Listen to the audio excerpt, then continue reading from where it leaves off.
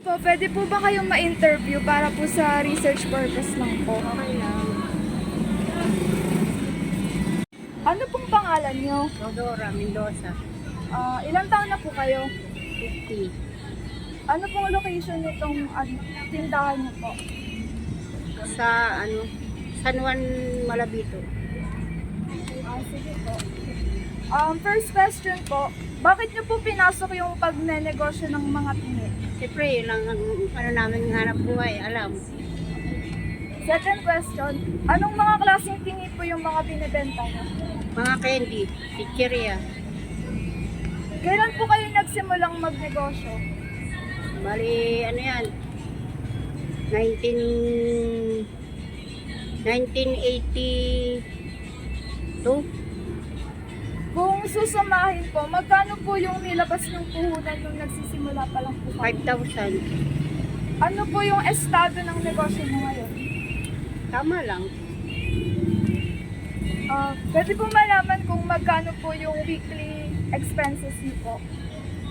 Minsan, 3,000, gano'n. Monthly po. Monthly namin, pumapatak ng 4,000, 5,000, gano'n. Iba-ibang hindi kasi pare-pares ang benta. Magkano po yung budget niyo sa pagbili ng pagtitinda ng tingi? Tingi, may 3-5, may 4-5, iba-iba. Question number 6 po. Sa paanong paraan po nakakatulong yung pagtitinda niyo ng tingi sa pagtaas ng kita ng negosyo niyo? Pagtaas. Opo. Paano po nakakatulong? Siyempre, nagtataas kami ng kaunti para bumenta rin. Ano pong pinagkaiba ng tingi sa maramihan or bultuhan na pagtitinda? Yung bultuhan, siyempre makakamura ka pag bumili ka.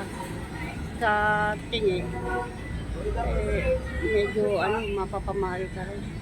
Magkano po yung income niyo po weekly sa Minsan hindi mababa sa 2,000, gano'n. Question number 8 po. Magkano po yung kabuuang kita niyo sa pagtitinda ng tingi? Sa tingi, Opo, kabuuang kita niyo po. lang, 2,000. Effective po ba yung pagtitinda ng tingi? Oo. Ano po ba yung napundar niyo na dito? Ha? Ano po yung mga napundar niyo po sa pagtitinda ng tingi? Marami na. Gaya po ng Rep, TV. mas profitable po ba yung pagtitinda ng tingi kaysa sa bultuhan? Oo naman. Magkano po yung diferensya ng bultuhan sa tingi? Halimbawa po yung sa biskwit po, magkano po yung isang pack? Sa isang pack, 70 yung isang balot. Paano po pag per piece o Yung isang piraso? piraso, 10 piso. Thank you po. Thank you po.